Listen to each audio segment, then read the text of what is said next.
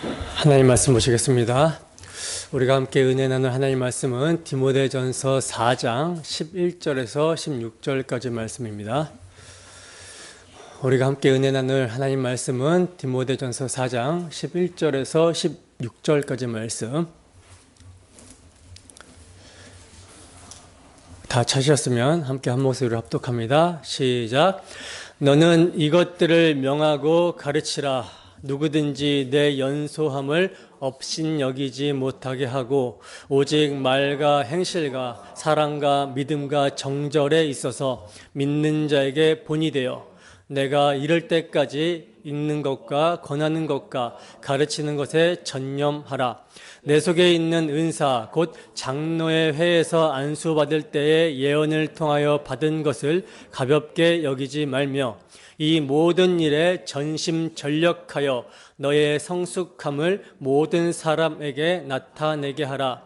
내가 내 자신과 가르침을 살펴 이 일을 계속하라. 이것을 행함으로 내 자신과 내게 듣는 자를 구원하리라. 아멘. 전심전력하여 해야 하는 것. 전심전력하여 해야 하는 것이라는 제목으로 하나님 말씀 증거하도록 하겠습니다. 어떻게 한 주도 경건에 이르도록 자신을 연단하며 사셨습니까? 유세베이야, 경건은 하나님 앞에서 행하는 모든 우리의 마음가짐과 그 마음이 나타나는 모습이라고 말씀을 드렸었죠. 근데 단순히 하나님 앞에서 행하는 마음가짐과 그 마음이 나타나는 모습이 아니라 어떤 하나님입니까? 우리 주 예수 그리스도로 말미암아 계시된 하나님 앞에서예요.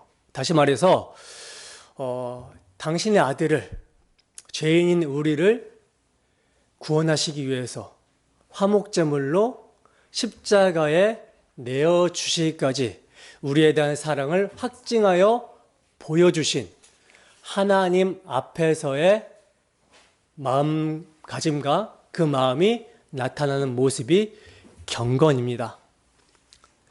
그래서 우리는 이 경건에 이르도록 자신을 연단해야 된다라고 말씀을 드렸는데, 연단한다라는 말은 훈련한다라는 말이에요. 근데 그렇게 연단하고 훈련하기 위해서는, 경건에 이르도록 우리 자신을 연단하고 훈련하기 위해서는 우리 자신 안에, 우리의 마음 안에 정말 예수 그리스도가 계시는지, 예수 그리스도 복음이 실제가 되고 있는지, 정말 우리가 십자가 앞에서 행하고 있는지 우리 자신을 점검하고 또 확인하고 확증하는 것, 이것이 연단한다, 훈련한다라는 것이라고 말씀을 드렸습니다.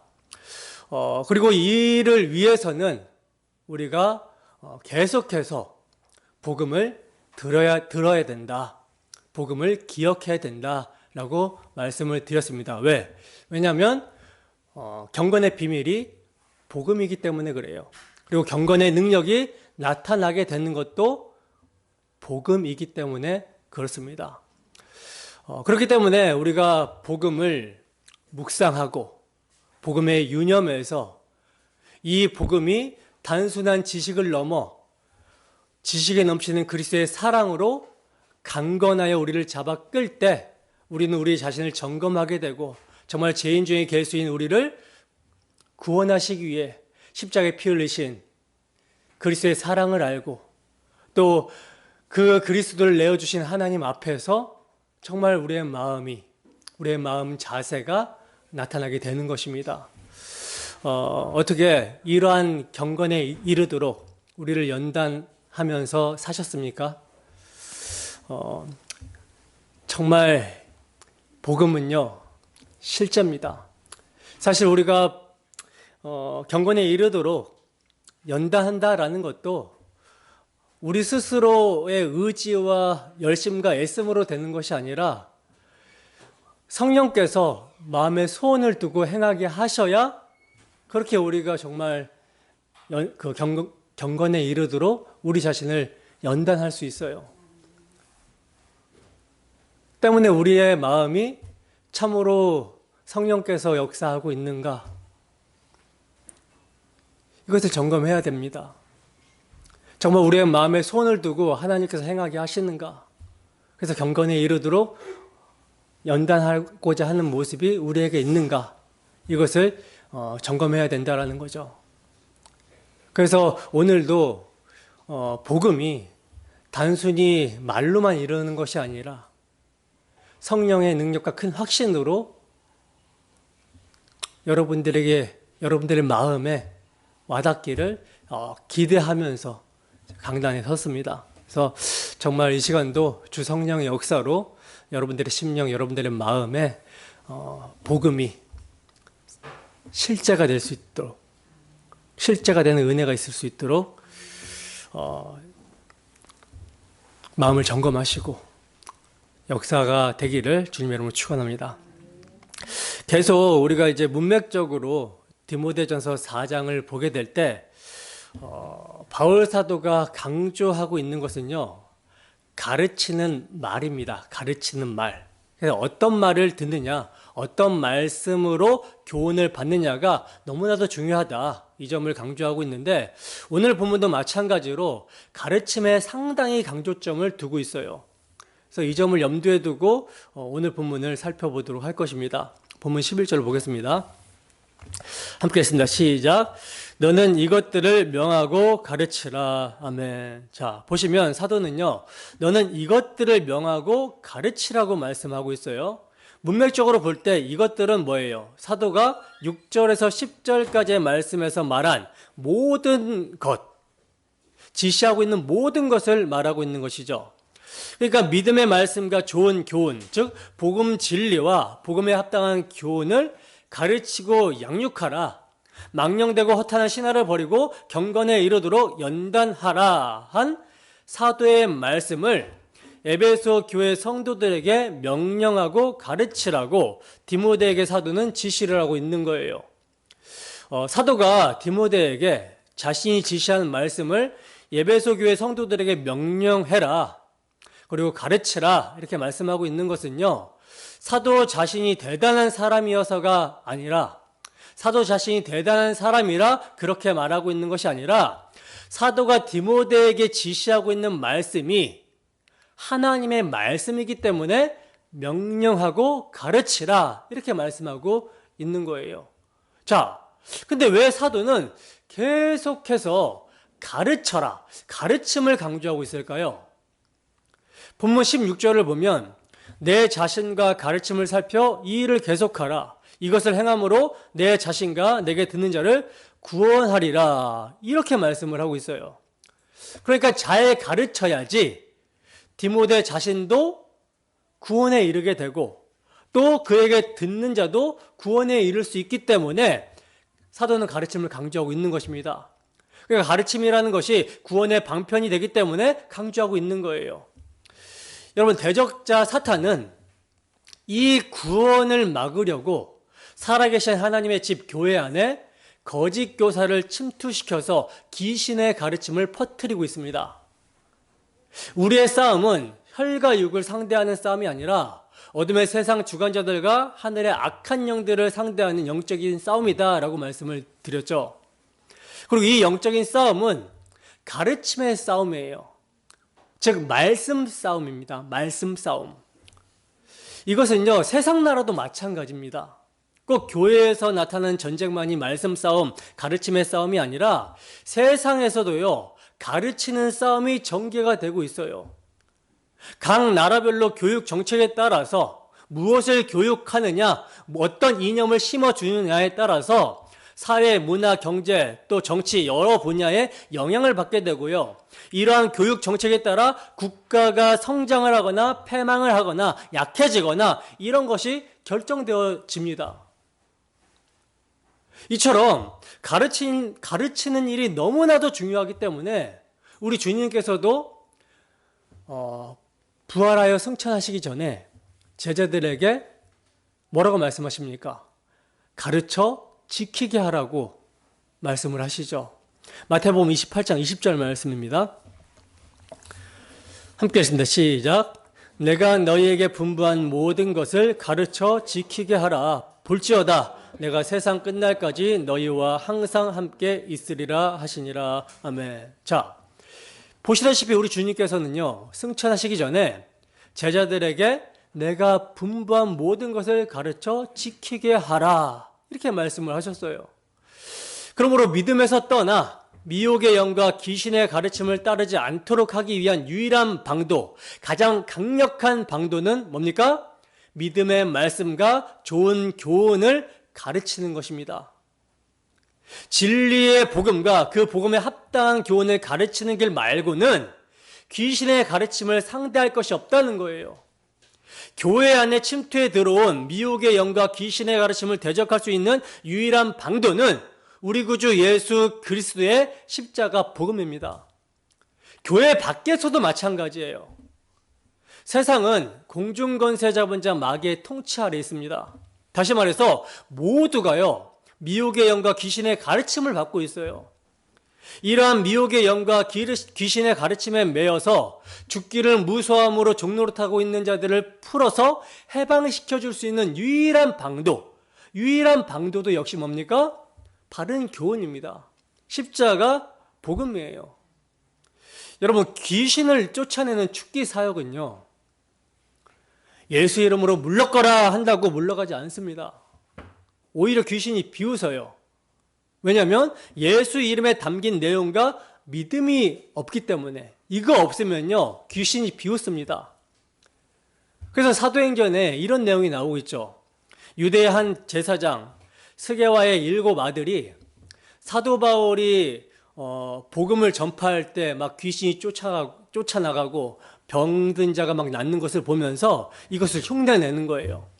그러면서 악기 들린 사람에게 예수 이름을 부르면서 악기야 떠나가라 했다가 어떻게 됩니까? 봉변을 당하죠. 악기가 막 달려들어가지고 뭐라고 합니까? 내가 예수도 알고 바울도 아는데 넌 도대체 뭐냐라고 하면서 막 달려들었어요.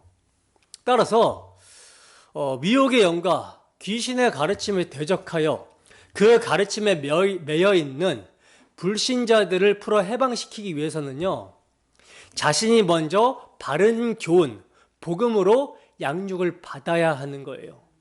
그래서 복음의 내용을 알아야 됩니다.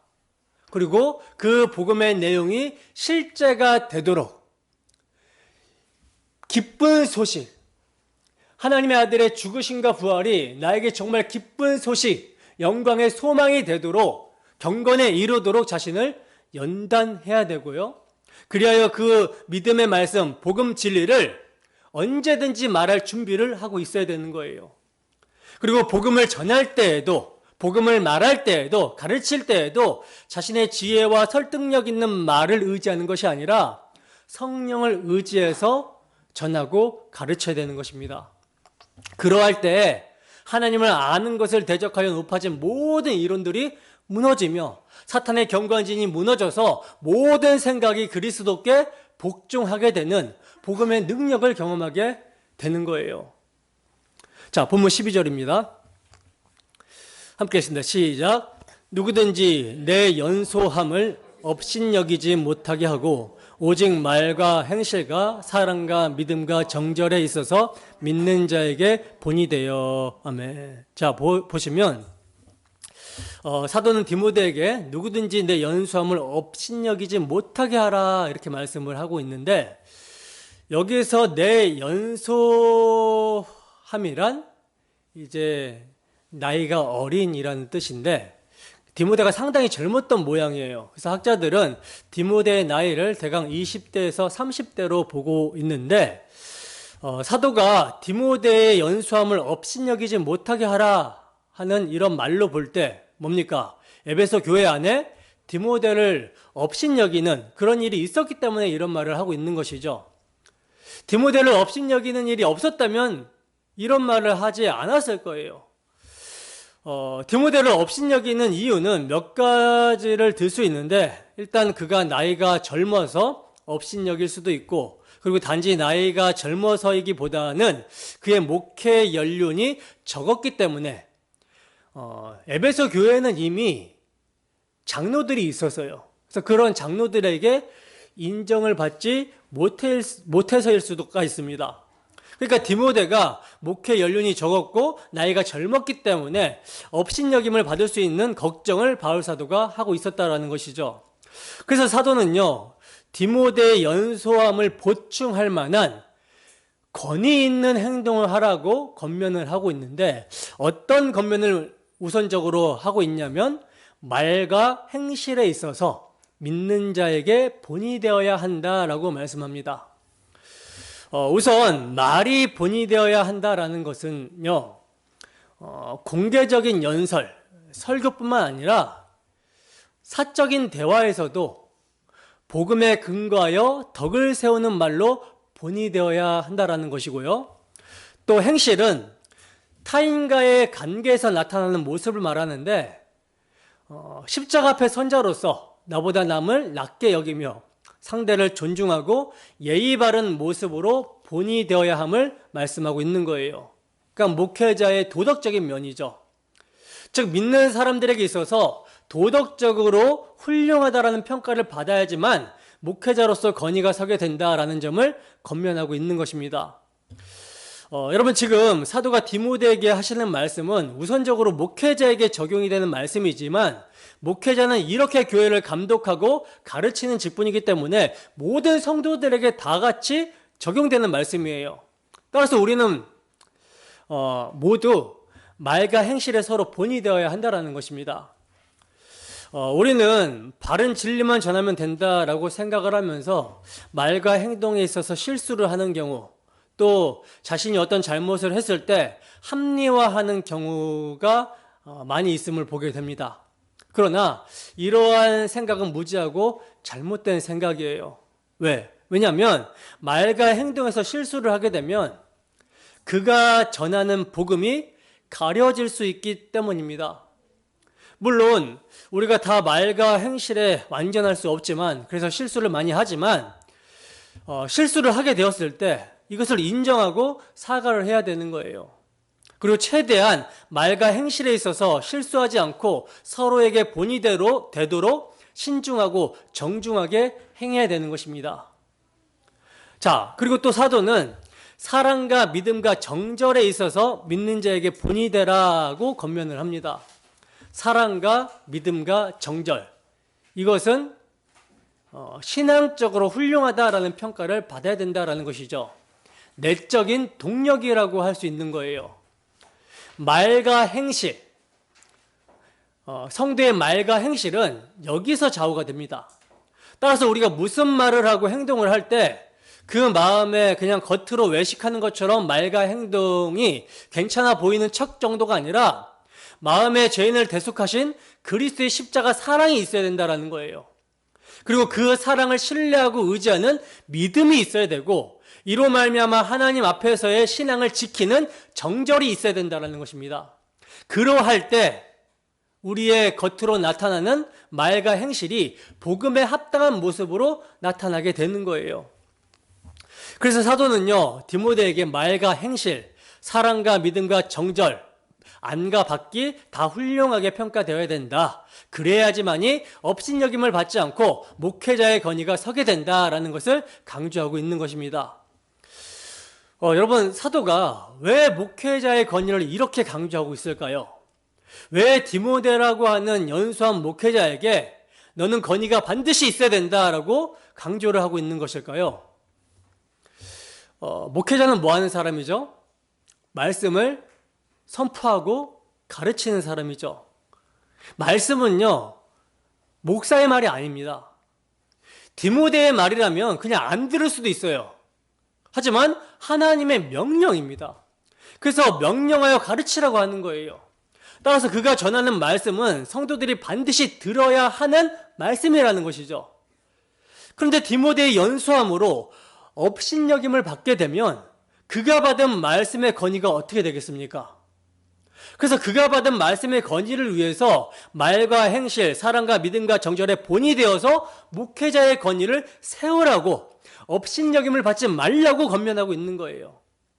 하나님의 말씀이 업신여겨지거나 말씀을 듣는 데 있어서 방해가 되지 않도록 하기 위해 너 자신도 그 말씀에 합당하게 행하여 본을 보여서 하나님의 말씀이 권위를 가지게 해야 된다라고 권면하고 있는 것입니다. 여러분, 목회자는 말씀에 살고 말씀에 죽습니다. 왜냐하면 이 사명이라는 것이 목숨을 건 하나님의 명령이기 때문에 그래요. 그래서 말씀을 전하라는 사명을 받았다면 내가 이 말씀을 선포해서 영혼을 살리고 그리스도의 몸된 교회를 세워나가야 되겠다. 주 예수께 받은 사명, 하나님의 은혜의 복음을 증언하는 일에는, 그 일을 마치려 하면은 나의 생명조차 조금 더 귀한 것으로 여기지 않겠다라고 하는 목숨 건 헌신이 필요하기 때문에 자신의 말과 행동, 자신의 경건에 마땅히 힘써야 되는 거라는 거죠. 또 그뿐 아니라 이렇게 말과 행동을 통해서 내가 믿는 예수 그리스도가 내 안에 사신다라는 것을 나타내고 드러나게 되는 것이죠. 말과 행동은 사람의 인격을 나타내고요, 그 마음에 무엇이 들어있는지를 나타냅니다. 사탄이 그 마음을 장악하고 있는지, 예수 그리스도가 그 마음을 장악하고 있는지, 통치하고 있는지, 이것이 평가되어진다라는 것이죠. 물론 그리스도가 그 마음에 있는 자도 아직 몸의 구속이 일어나지 않았기 때문에 옛사람의 습관과 소욕으로 인하여 말과 행실에 있어서 마귀적인 모습이 나타날 수 있습니다. 그러나 그리스도가 그 마음의 주인이신 자는요, 육의 소욕으로 인해 경솔한 말과 행동을 하게 될 때 그 마음이 괴롭습니다. 성령이 탄식하기 때문에 괴로워요. 그래서 나 같은 죄인을 구원하시기 위해 십자가 지신 예수 그리스도를 나의 말과 행실로 영화롭게 하지 못한 것으로 인해서 마음을 찢고 회개하게 되는 거예요.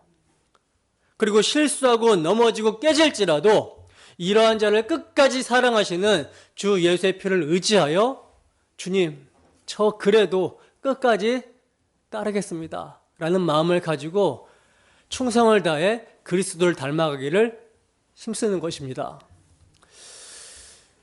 여러분, 목회자가 전하는 복음은 먼저 복음을 전하는 목회자 자신을 변화시키는 능력이 있다는 것을 아셔야 돼요. 데살로니가 전서 1장 5절에서 7절 말씀입니다. 데살로니가 전서 1장 5절에서 7절 말씀 함께 했습니다. 시작. 이는 우리 복음이 너희에게 말로만 이른 것이 아니라 또한 능력과 성령과 큰 확신으로 된 것입니다. 우리가 너희 가운데서 너희를 위하여 어떤 사람이 된 것은 너희가 아는 바와 같으니라. 또 너희는 많은 환난 가운데서 성령의 기쁨으로 말씀을 받아 우리와 주를 본받는 자가 되었으니, 그러므로 너희가 마게도냐와 아가야에 있는 모든 믿는 자의 본이 되었느니라. 아멘. 여러분, 순서를 한번 보세요. 복음은 우선 말씀으로 전해지죠. 근데 그 복음이 말로만 전해지는 것이 아니라, 이르게 되는 것이 아니라 성령과 큰 확신으로 전해진다라고 말씀합니다. 그리고 여기서 끝나는 것이 아니라 사도가 뭐라고 합니까? 우리가 너희 가운데서 너희를 위하여 어떤 사람이 된 것은 너희가 아는 바다라고 말씀하고 있어요. 그러니까 복음의 말씀을 전할 때 성령과 큰 확신을 가지고 전하는데, 이 전함을 위해 이 전함에 거치는 것이 없도록 사도는 복음에 합당한 삶의 본이 되었다라는 거예요. 그리고 이를 데살로니가 교회 성도들이 본받아서 주위의 많은 자들에게 본이 되었다라고 말씀합니다. 그러니까 말씀을 전하는 목회자가 그 말씀을 사용하시는 성령의 능력과 확신을 받아서 또 삶으로 살아냄으로써 사람들은 말씀을 들음과 동시에 목회자의 말과 행실, 사랑과 믿음과 정절을 보며 본받게 되더라는 것이죠. 말과 행동이 어긋나는 것을 우리는 뭐라고 하죠? 언행 불일치라고 그러죠. 이걸 외식하는 거라고 말을 하는 거예요. 여러분, 우리는요, 우리가 전하는 이 말씀과 일치하고 합당한 모습이 우리의 삶 속에 펼쳐지도록 애를 써야 됩니다. 이것은 비단 목회자에게만 해당되는 말씀이 아니라 말씀을 듣고 있는 여러분 모두가 다 그러해야 된다는 거예요. 여러분들도 말씀을 듣고 아멘을 하죠. 그리고 누군가에게 복음을 전하고 가르칩니다. 그 전하는 여러분들의 입술과 행동 그리고 마음가짐이 일치가 되어야 된다라는 거예요. 근데 우리는 참 여러 면에서 부족하죠. 이렇게 살아야 하는 것을 알면서도 육신의 소욕이 올라오면 그것을 따라 행할 때가 많다는 거예요. 근데 이것을 결코 합리화하면 안 됩니다. 사람이 죄인이기 때문에 뭐 그럴 수 있지. 이렇게 합리화하면 안 된다라는 거예요. 왜냐하면 우리의 말과 행실, 우리의 모습으로 인해서 우리를 구속해 주신 주님의 이름이 영광을 받지 못하고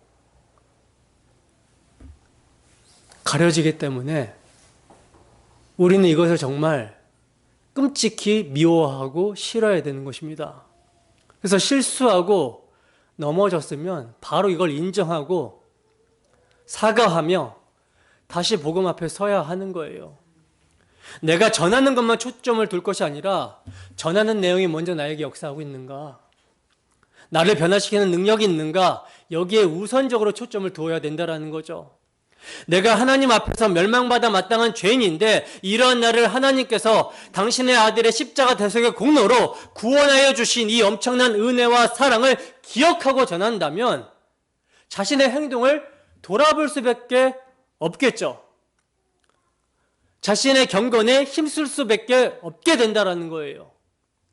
자, 이처럼 설교자는 본이 되어야지만이 업신여김을 받지 않고 가르침에 건의가 서게 되는 것이고, 모든 성도들도 마찬가지로 정말 서로에게 본이 되어야지만이 서로에게 덕이 될 수 있다는 것을 명심해야 됩니다. 본문 13절입니다. 함께 했습니다. 시작. 내가 이를 때까지 읽는 것과 권하는 것과 가르치는 것에 전념하라. 아멘. 자, 보세요. 사도는 내가 이를 때까지라고 말씀하고 있어요. 지금 사도 바울은 선교 여행을 하고 있는 상태죠. 원래는 디모데와 함께 선교 여행을 떠나려고 하는 도중에 에베소 교회에 이단이 침투했다는 소식을 듣게 되어서, 그래서 함께 가려고 했던 디모데를 에베소 교회에 목사로 세우고 자신만 선교 여행을 떠났습니다.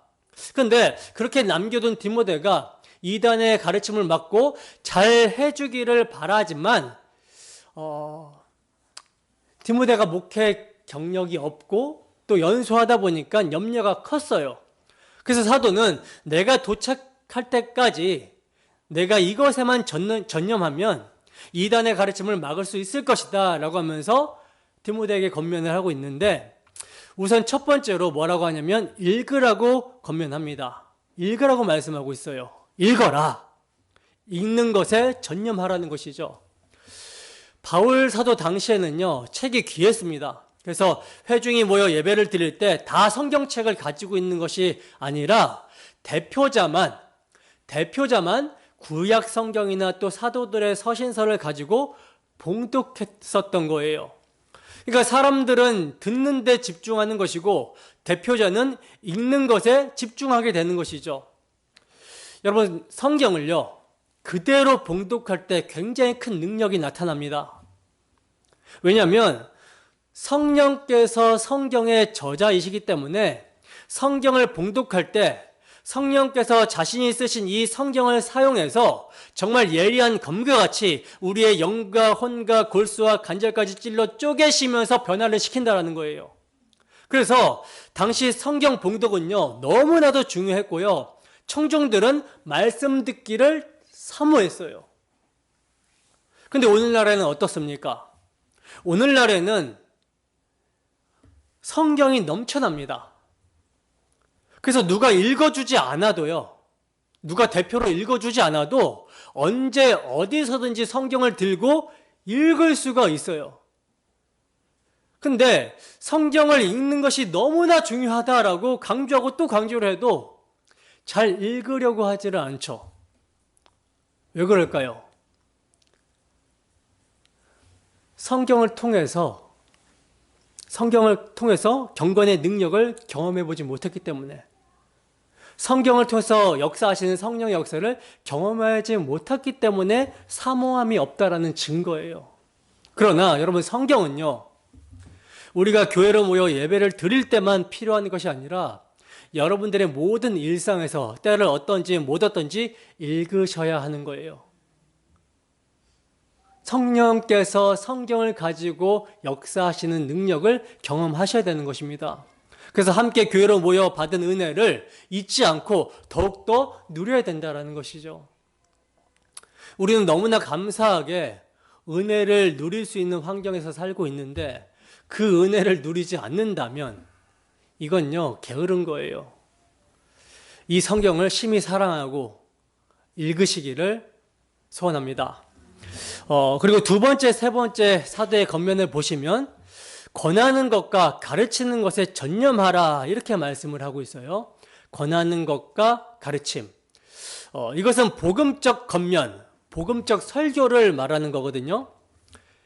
성경은 읽는 것만으로도 성령께서 은혜롭게 역사하신다라고 말씀을 드렸습니다. 그러므로 설교할 때도, 또한 겉면을 할 때도 성경의 의미를 잘 드러내어서 설교를 하고 겉면을 해야 된다라는 거예요. 우리 주님께서는 모든 성경이 나에 대해서 증거한다라고 하셨고, 부활하셔서는 제자들에게 모든 성경에 기록된 인자의 죽으심과 부활에 대해서 가르쳐 주셨습니다. 누가복음 24장 44절에서 47절 말씀입니다. 누가복음 24장 44절에서 47절 말씀 함께 했습니다. 시작. 또 이르시되 내가 너희와 함께 있을 때 너희에게 말한 바 곧 모세의 율법과 선지자의 글과 시편의 나를 가리켜 기록된 모든 것이 이루어져야 하리라 한 말이 이것이라 하시고, 이에 그들의 마음을 열어 성경을 깨닫게 하시고, 또 이르시되 이같이 그리스도가 고난을 받고 제3일에 죽은 자 가운데서 살아날 것과 또 그의 이름으로 죄사함을 받게 하는 회개가 예루살렘에서 시작하여 모든 족속에게 전파될 것이 기록되었으니. 아멘. 보시다시피 성경, 모든 성경은 예수님에 대해서 증거를 하고 있는데, 그 예수님의 무엇에 대해 증거하고 있냐면 인자의 죽으심과 부활, 인자가 고난을 받고 3일 만에 살아나야 될 것과 그 회개가 예루살렘으로부터 비롯해서 모든 족속에게 전파될 것이 성경에 기록되어 있다는 거예요. 그리고 이렇게 그리스도의 죽음과 부활로 말미암는 죄사함을 받게 하는 회개를 모든 족속에 전파하기 위해서 승천하신 주님은 약속하신 성령을 보내주셨죠. 주님께서 이루신 십자가 복음은 인간의 지혜와 인간의 능력으로 알 수 있는 것이 아니기 때문에 성령을 보내주신 것입니다. 그래서 예수님께서는 제자들에게 가르치시기를, 성령에 대해서 가르치시기를 어떻게 가르치십니까?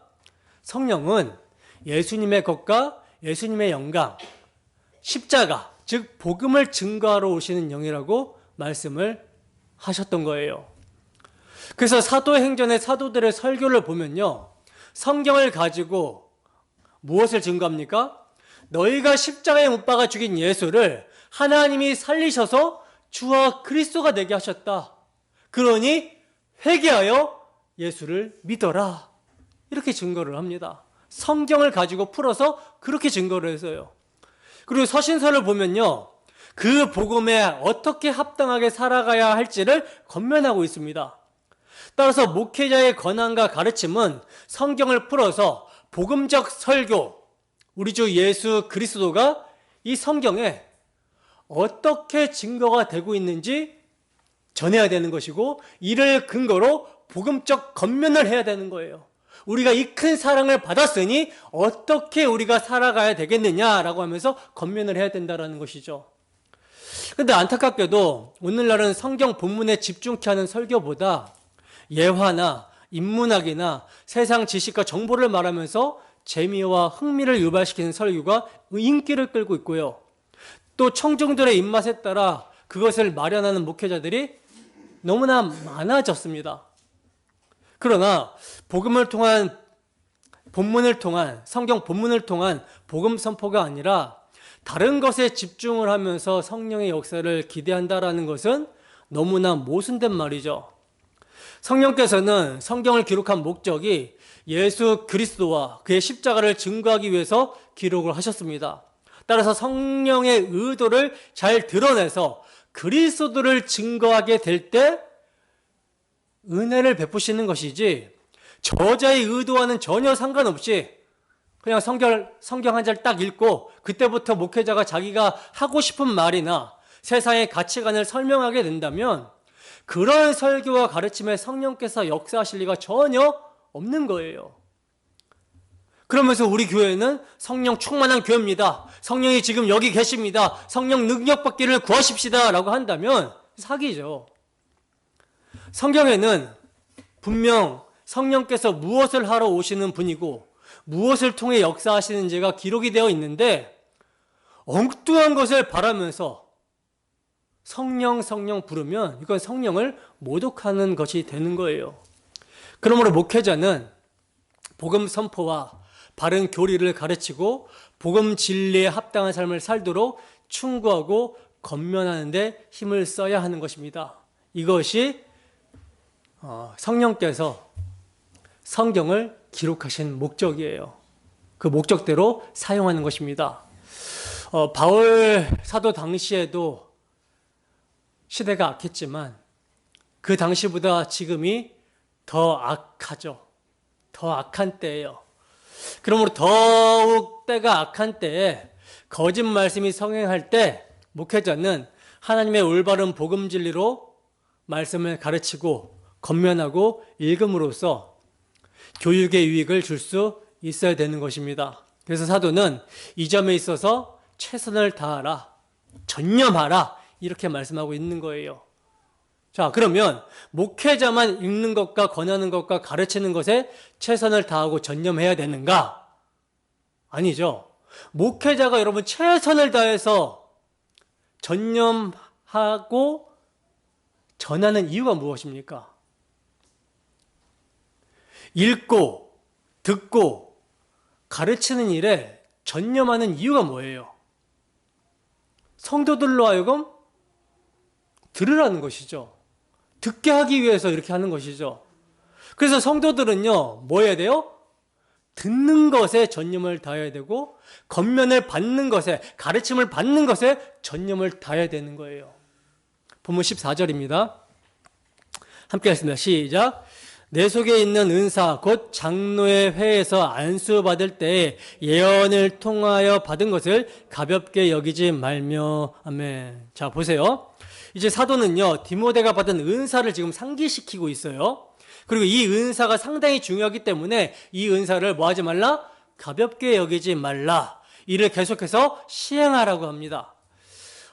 먼저 여러분 알아야 될 것은요, 성령으로 거듭난 모든 신자들은 다 은사가 있습니다. 은사를 받았어요. 모든 신자는 다 은사를 받았습니다. 근데 혹자들은 나는 은사를 안 받아서 없다라는 생각을 하는데, 왜 이런 생각을 하냐면요, 은사라는 것을 신비한 은사, 즉 사도들이 그리스도의 교회의 터를 세우기 위해서 성령께서 한시적으로 주신 은사, 그래서 이제 종결이 된 어떤 신비한 예언, 환상, 방언, 기적 등의 은사로 착각하면서 나는 이런 것을 받은 적이 없다, 나에게는 은사가 없다라고 이렇게 생각을 하는 거예요. 그러나 아닙니다. 섬기는 은사, 구제 은사, 다 은사에 포함돼요. 은사라는 것은요, 하나님의 선물이라는 뜻이거든요. 그리스도께서는 십자가로 다 이루셨다 하시고 승천하심으로 약속하신 성령을 보내주시면서요, 당신의 몸된 교회를 온전하게 하고 봉사의 일을 할 수 있도록 모든 이에게 선물로 은사를 주셨습니다. 교회가 그리스도의 몸으로 함께 세워져 갈 수 있도록, 또 복음을 증거하고 살아낼 수 있도록 선물을 주셨다라는 거예요. 재능들을 주셨다라는 것이죠. 몸된 교회를 섬길 수 있도록. 그래서 재능에 맞게 모든 사람이 은사를 가지고 있습니다. 은사가 없는 사람은 한 사람도 없어요. 그런데 자기가 기도하면서 또 자신을 돌아보면서 받은 은사를 살펴보지 않았기 때문에 그것을 모르고 있을 뿐이라는 것이죠. 따라서 성도는요, 자신의 은사가 무엇인지, 하나님께서 하나님의 몸된 교회를 섬기기 위해서 자신에게 어떤 은사를 주셨는지 살펴보고, 자기의 재능을 살펴보고 활용해야 되는 거예요. 자, 그렇다면 이제 디모데가 받은 은사는 무엇인가? 문맥적으로 살펴보면요, 가르치는 은사입니다. 가르치는 은사. 지금 우리가 14절의 은사를 보고 있는데 그 14절 앞뒤를 싸고 있는 13절과 15절, 16절이 뭘 말하고 있는지를 보세요. 13절에서는요, 뭐라고 합니까? 가르치는 것에 전념하라고 하고 있고요. 그리고 15절, 16절에서는 가르치는 일을 계속하라고 합니다. 그리고 이 사이에 뭐가 있냐면 지금 14절, 은사가 있는 거예요. 이 은사를 가볍게 여기지 말라고 그러죠. 그러니까 말씀을 가르치는 이 은사를 내가 소홀히 여겨서는 안 된다. 전념해야 되고 계속해야 된다. 말씀을 가르치는 은사를 말하고 있는 것입니다. 디모데 후서에서도 사도는 디모데에게 은사에 대해서 말씀하고 있는데 이때 바울은요, 자신이 그리스도께 받은 사명이 복음 전파임을 말씀한 후에 내가 받은 그 복음을 이제 디모데 내게 부탁하니 이 복음을 굳게 지키라고 권면을 하고 있어요. 디모데후서 1장 11절에서 14절 말씀입니다. 디모데후서 1장 11절에서 14절 말씀 함께 읽습니다. 시작. 내가 이 복음을 위하여 선포자와 사도와 교사로 세우심을 입었노라. 이로 말미암아 내가 또 이 고난을 받되 부끄러워하지 아니함은 내가 믿는 자를 내가 알고 또한 내가 의탁한 것을 그날까지 그가 능히 지키실 줄을 확신함이라. 너는 그리스도 예수 안에 있는 믿음과 사랑으로서 내게 들은 바 바른 말을 본받아 지키고 우리 안에 거하시는 성령으로 말미암아 내게 부탁한 아름다운 것을 지키라. 아멘. 자, 보세요. 너는 그리스도 예수 안에 있는 믿음과 사랑으로서 내게 들은 바 바른 말을 본받아 지키라고 사도는 말씀하고 있는데 이게 뭡니까? 복음이죠. 복음 진리입니다. 즉 복음과 복음적 가르침을 본받아 지키고 우리 안에 거하시는 성령으로 말미암아 내게 부탁한 아름다운 것을 지키라고 말씀하고 있어요. 여러분, 사도가 디모데에게 무엇을 부탁했습니까? 내가 복음을 전하기 위하여 복음 선포자로 사도와 교사로 세우심을 입었는데 이제 내가 너에게 이 아름다운 것을 전파한다, 가르친다. 그러니 너도 이 복음을 전파하며 굳게 지켜라. 이단자들이 다른 복음을 전할 때 거기 휘둘리지 말고 진짜 복음을 보수하라. 이 점을 말씀해주고 있는 거예요. 여러분, 하나님의 말씀을 맡았다라는 것은요, 최고의 은사입니다. 이스라엘 백성들도 하나님의 말씀을 맡은 것이 그들의 우선적 유익이라고 사도는 말씀하고 있어요. 이처럼 디모데가 이 귀한 선물을 하나님께 받았으니 이거 가볍게 여기지 말고 계속해라, 전념해라, 이렇게 말씀하고 있는 것입니다.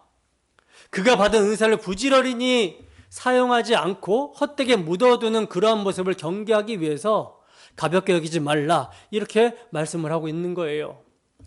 목회자가 여러분 자기 사명을 가볍게 여긴다라는 거, 설교에 전념하여 집중하지 않고 그냥 뭐 이것저것 다른 것에 기웃기웃 거린다면 이것은 하나님 앞에 악하고 게으른 종이 되는 거예요. 정말 귀한 선물을 주셨는데 왜 이게 귀합니까? 자신과 성도들을 변화시키고 구원의 은혜를 받게 하는 귀중한 선물이기 때문에 너무나도 중요한 거죠. 근데 이 귀한 선물을 주셨는데 이것에 집중하지 않는다? 이건요, 자기도 망하고 성도들도 망하게 하는 그런 모습이 되는 거예요. 그래서 우리 주님께서는 지식의 열쇠를 맡았음에도 불구하고 이게 정말 최고의 특권인데 이 지식의 열쇠를 제대로 사용하지 않는 자들에게 이렇게 경고하십니다. 누가복음 11장 52절 말씀입니다. 함께 읽습니다. 시작. 화 있을진정 너희 율법 교사여, 너희가 지식의 열쇠를 가져가서 너희도 들어가지 않고 또 들어가고자 하는 자도 막았느니라. 아멘. 율법 교사는 여러분 뭘 가지고 있는 자들입니까? 성경을 가지고 성경을 가르치는 자들이에요. 근데 성경을 가지고 그 성경이 누구에 대해서 증거하는지를 모르는 거죠. 그래서 그냥 율법 조문대로만 가르치고 있으니 그들도 들어가지 않고 들어가고자 하는 자도 막는 그런 모습이 되는 것입니다. 따라서 목사가 지식의 열쇠를 바르게 사용하지 못하게 되면 자기도 들어가지 못하게 되고 모든 교인들도 열린 문으로 들어가지 못하게 만드는 그런 모습이 되는 거예요. 정말 비참한 모습이 되는 거죠. 맹인이 맹인을 인도하는 그런 모습이 되는 것입니다. 본문 15절입니다. 함께 있습니다. 시작. 이 모든 일에 전심전력하여 너의 성숙함을 모든 사람에게 나타내게 하라. 아멘. 자, 여러분 이제 사도는 이 모든 일에 전심전력하라고 말씀하고 있어요. 이 모든 일이란 뭡니까? 지금까지 말한 거죠. 말씀을 읽는 것, 권하는 것, 가르치는 것과 말과 행실, 사랑과 믿음과 정절로 믿음의 본이 되는 이 모든 일을 가르치는 것인데 여기에 뭐 하라고 하고 있어요? 전심.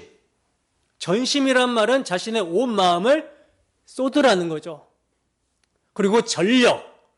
자신의 온 힘을 쏟아서 이것을 하라고 말씀하고 있습니다. 그리고 이를 통해 뭐 하라? 너의 성숙함을 모든 사람에게 나타내라. 이렇게 말씀하고 있어요. 그러니까 목회자는 이런 일에 자신의 온 마음을 쏟고 온 힘을 쏟아서 성숙을 나타내 보여야 된다는 것입니다. 진보를 보여야 된다는 거예요. 그러면 목회자만 그러해야 하는가? 아니죠. 목회자가 이 모든 일에 전심전력하는 것은요, 성도들의 본이 되기 위함이고 그들이 복음의 가르침을 받아서 그들도 성숙해질 수 있도록 진보하기 위함입니다. 따라서 목회자와 성도들 모두가 하나님의 아들을 믿는 일과 아는 일에 하나가 되어 그리스도의 장성한 분량에 이르기 위해서 뭐 해야 되는 거예요? 이 모든 일에 전심전력해야 된다는 거예요. 이것이 교회인 우리가 열정을 가지고 해야 되는 일이라는 것입니다. 본문 16절입니다. 함께 했습니다. 시작. 내가 내 자신과 가르침을 살펴 이 일을 계속하라. 이것을 행함으로 내 자신과 내게 듣는 자를 구원하리라. 아멘. 자, 이 말씀은 이제 디모데에게 앞서 권면한 것을 반복해서 강조하는 것이라고 할 수 있는데 목회자는 자신을 살피고 성숙해져 가야 한다라는 것과 말씀을 잘 가르쳐서 성도들도 경건하게 살아갈 수 있도록 도와줘야 된다. 영혼 구원에 힘써야 된다. 이런 말씀을 해주고 있는 거예요.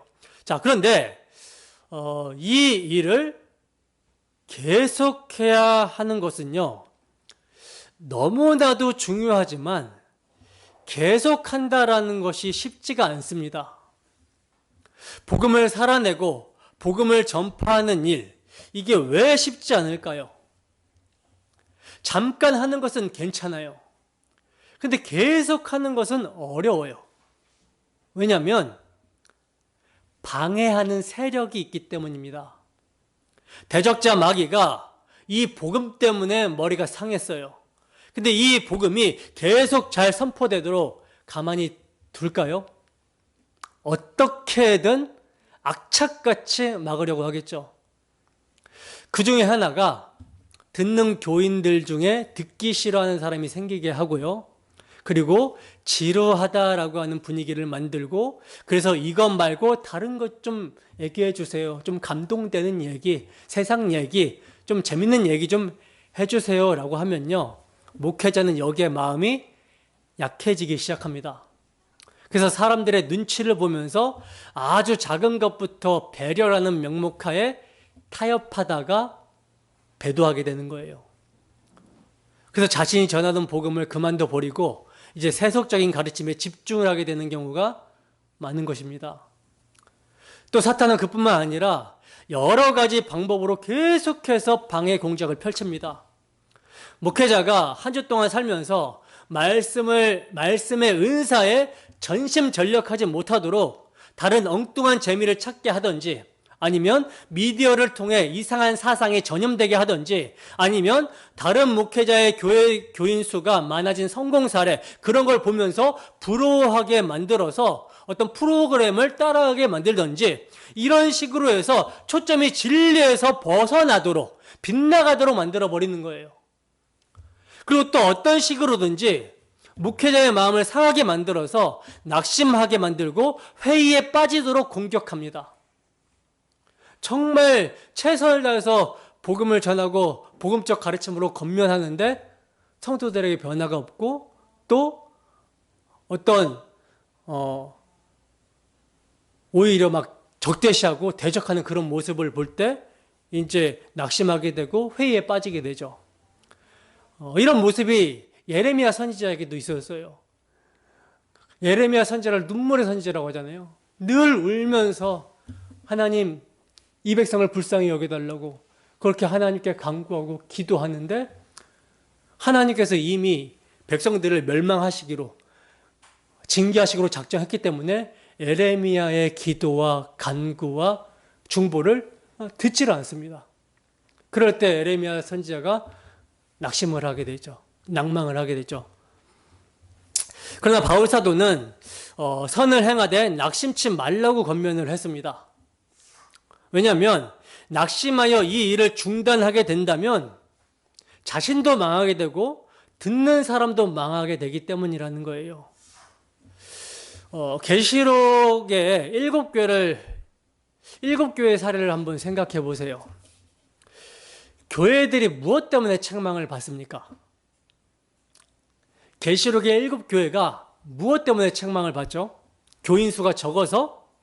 교회 건물이 허름해서? 또는 재정이 부족해서? 이런 것들 때문에 책망을 받은 게 아니에요. 너 왜 이렇게 교회를 성장시키지 못했냐? 많은 사람들이 우아할 정도로 엄청난 건물을 짓지 못하였느냐? 성령께서는 이런 걸 가지고 책망하지 않으셨습니다. 그러면 뭘 가지고 책망하셨는가? 왜 너희는 처음 사랑을 잊어버렸느냐? 왜 복음에 대한 사랑을 잃어버렸느냐? 이것에 대해서. 왜 복음 진리, 교훈과 행위를 버렸느냐? 여기에 대해서 책망을 하셨습니다. 처음 사랑을 잃어버린 것, 복음 진리에 확고하게 서지 못하고 그 말씀에 합당한 삶을 살지 못한 것에 대해서 책망을 하셨어요. 그래서 교회들을 책망하실 때 니골라당의 교훈을 내가 받아들였다, 발람의 교훈 또는 자칭 선지자라고 하는 이세벨의 교훈을 받아들였다, 이렇게 책망을 하고 있는 것입니다.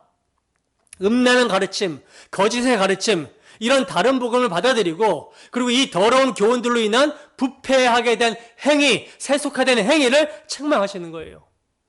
반면 칭찬받았던 빌라델피아 교회는 무엇 때문에 여러분 칭찬을 받습니까?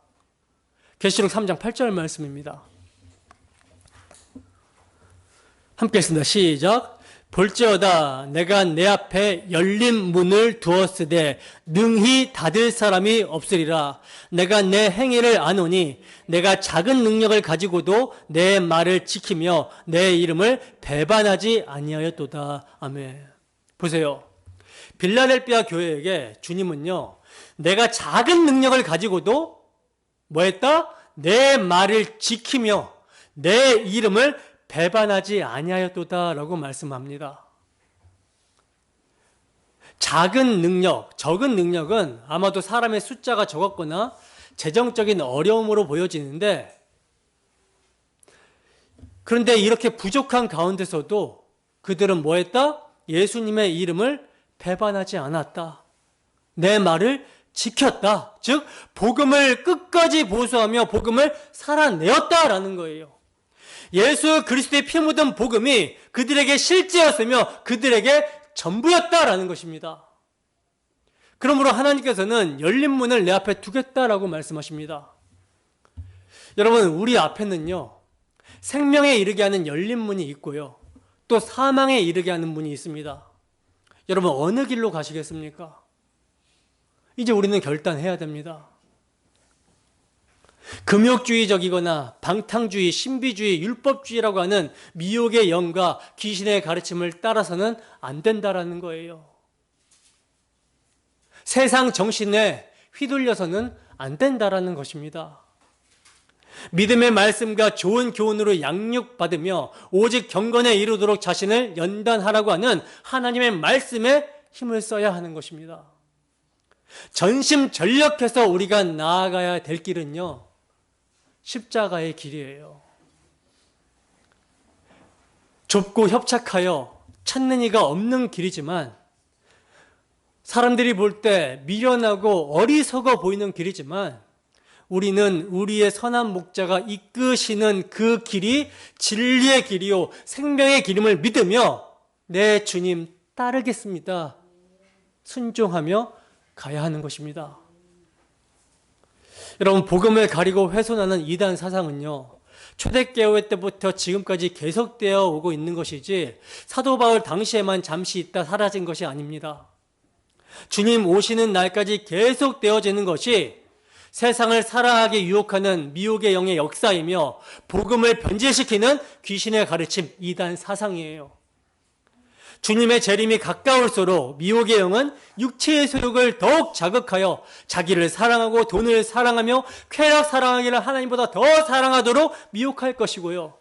귀신의 가르침은 포장지를 바꿔서 세련되게 복음을 변질시키고 훼손할 것입니다. 이것을 대적하여 선한 싸움을 싸우는 길은요, 경건의 비밀, 복음에 굳게 서는 거예요. 복음에 굳게 서서 복음 진리의 가르침을 받고 복음에 합당한 권면을 받으며 양육받고 경건에 이르도록 자신을 연단해야 되는 것입니다. 나아가 말과 행실과 사랑과 믿음과 정절의 본을 보임으로 그리스도의 장성한 분량에 이르기까지 자라가야 하는 거예요. 모든 성도들은 이 일을요, 주님 다시 오실 때까지 전심전력으로 계속해야 하는 거예요. 이 선한 싸움 끝에 여러분, 우리 주님이 계십니다.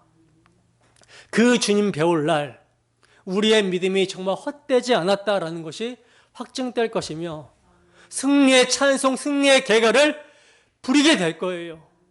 우리 구주 하나님과 우리의 소망 되신 그리스도 예수를 길이길이 높이고 찬양하게 될 것입니다. 우리의 모든 수고와 모든 슬픔이 그때 다 보상을 받게 될 거예요. 여러분들이 주를 얼마나 사랑하고 주의 다시 오심을 얼마나 기다리며 살았는지 그때 가서 그 주님을 보는 순간 여러분들은 다 보상받게 될 것입니다. 그러므로 한 주도 성령의 인도하심 가운데 이 싸움을 인내하며 승리하신 주님과 함께 승리하시는 우리 모두가 되기를 주님의 이름으로 축원합니다. 기도하겠습니다.